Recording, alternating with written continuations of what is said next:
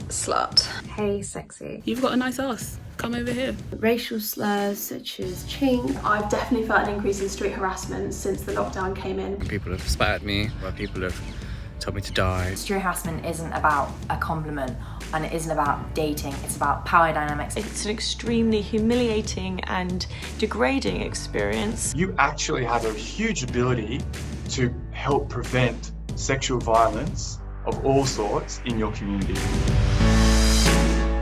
Catcalling, leering and physical advances have not stopped because the world has. The UK, like many other countries, has been in lockdown for 2 months and social distancing has limited our outdoor activity.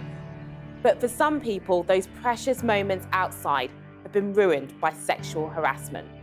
A poll by global children's charity Plan International UK found that 1 in 5 experienced street harassment during lockdown, and over a quarter feel unsafe walking outside.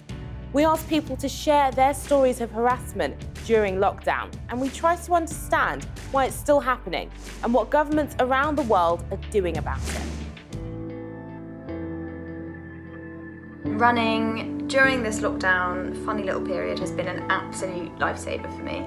Having said that, not all of my running experiences during lockdown have been positive, unfortunately. I was approached by an older man whilst I was on my run. He put both of his arms up, kind of backed me down an alleyway and just started hurling verbal abuse at me. The combination of the kind of verbal attack and physically not being able to get away was terrifying. I felt totally worthless and unable to get out of it. And I don't think people realise that during this lockdown, there's no one on the streets to help you should you run into trouble.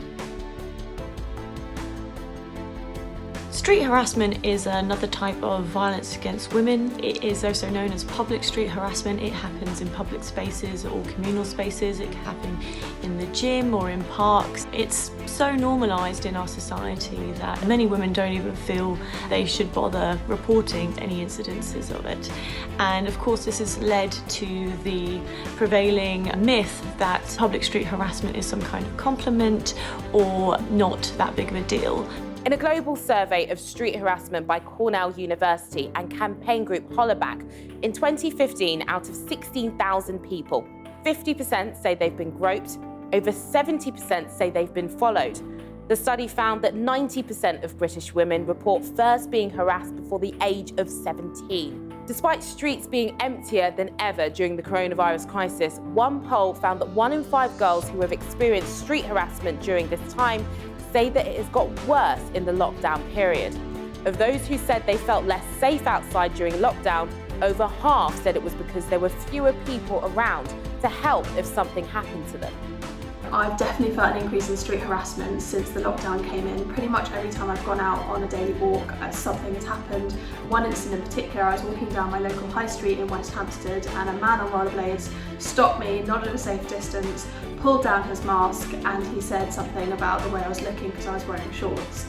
And it made me incredibly uncomfortable. I wanted to get away as quickly as possible. For as long as I can remember, I have been racially abused and catcalled on the streets. But during lockdown, I found that the racial slurs and the abuse and the catcalling have significantly increased. Almost every single time I've walked down to the shops, I've been shouted at through cars, and overall it has made me extremely anxious to go out by myself. Conversations about street harassment often focus on the experiences of cisgender women, meaning they were born female and identify as women. But the issue affects a diverse range of people and negatively impacts minorities.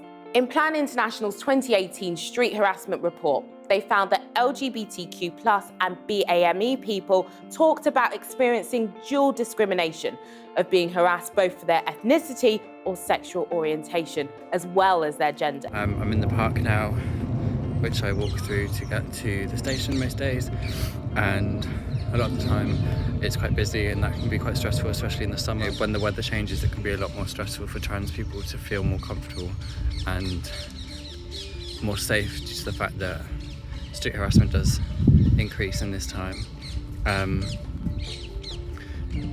I've had times where I've been in this park and people have spat at me. I've had times in here where people have told me to die. Just kind of... I remember the first time it happened, it's obviously quite intense, but I think it does become quite numbing. During this lockdown, I've been trying to get out on my bike a bit more.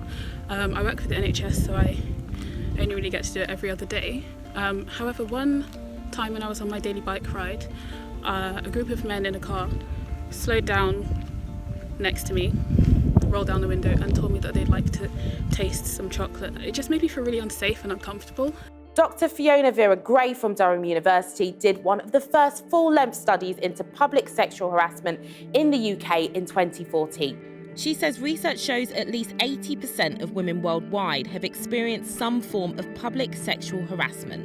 And one of the things that's really interesting and disappointing about this happening at the moment is you would think that given the fact that we really are all in this together, everybody is experiencing some level of discomfort, but you would think that that would create some kind of sense of shared community, empathy or understanding, but it seems that it's not, and that women are still being harassed in a similar way. And my research has shown that the tension between safety and freedom means that for a lot of women and girls in their daily experiences, they're having to decide between their safety and their freedom. So either, do I feel free to go for a run at night, or will I feel unsafe doing that? And if I'm feeling unsafe doing that, am I going to restrict my freedom in order to feel safer? Dr. Vera Gray acknowledges that a range of gender identities can experience public sexual harassment, but focuses her research on women and girls. This is not saying that these forms of harassment and violence don't happen to men and boys, gender non-conforming people, but it's about recognising that there is something really particular and really gendered about the way that women and girls are held responsible for sexual violence, at the same time as being told that it's an inevitability. In France, street harassment is illegal. A law came into effect in August 2018 after a video went viral of a man hitting a woman after she confronted him for making lewd noises at her outside a Paris cafe.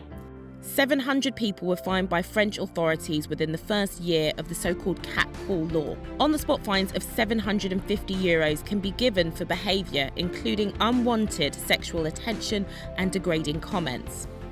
This is a positive step for campaigners, but others have argued that while the law was important on a symbolic level, it was ineffective, as men don't harass women when police are around. Inspired by the changes in France, sisters Gemma and Maya Tutton set up Our Streets Now, a campaign to make street harassment a criminal offence in the UK. Over 200,000 people have signed their online petition, and they received testimony on their social media pages about incidents of public sexual and gender-based harassment. The UK government recognised street harassment as a form of gender-based violence in 2019 in its refreshed Violence Against Women and Girls strategy. While this is a positive step, campaigners like Gemma and Maya think we have a long way to go. So here at Our Streets Now, when the lockdown initially got announced, we thought that it would lead to a reduced rates of street harassment. But actually, this has really not been the case.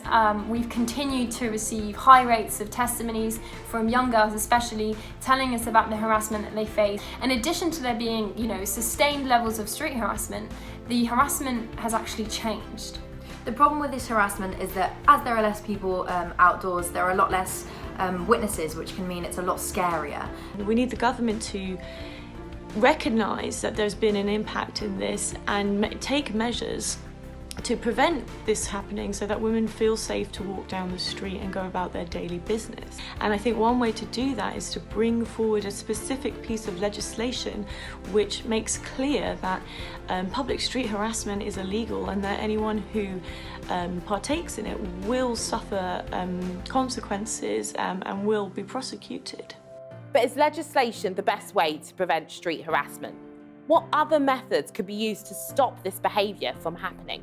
So the idea of looking at prevention, particularly around changing gender norms, and that being a form of justice, a justice response, a form of a response that actually when you talk to victims, survivors and people who have experienced sexual harassment in public, that's what they want. They want it to have never have happened. We need to start thinking about how we educate and influence each other. So we need to be thinking about that, encouraging men to start challenging other men, to start questioning this idea of it being banter or a compliment. The vast majority of men do not sexually harass women in the street, the vast majority. And so what we need to do is we need to call on that vast majority. When you're feeling slightly uncomfortable at something that your mate has just said or done, just call them on it. The Good Lad Initiative runs workshops that specialise in helping men and boys contribute to improving gender relations. Our process goes down 3 different routes. One of those is about realising the consequences of your action, bringing in statistics or bringing in perspectives from other people who might have been survivors of street harassment or of assault. Secondly, we come at a route from vulnerability and actually say, all right, let's give you a chance to talk about the sorts of pressures and expectations that you feel. And then let's talk about, well, how do those play out and what sort of consequences do they lead to for other people? And finally, we're really positive to this group. We say, you actually have a huge ability to help prevent sexual violence of all sorts in your community. I think post-lockdown, I hope that this kindness and compassion that we're all feeling at the moment, you know, towards the NHS, towards key workers, towards just everyday people who might be struggling, I hope that that continues, and I hope it moves forward, and I hope it doesn't just target people who are in privileged positions, but it targets people who are trans, who are on the fringes, who are intersectional, and who actually need kindness and compassion all the time.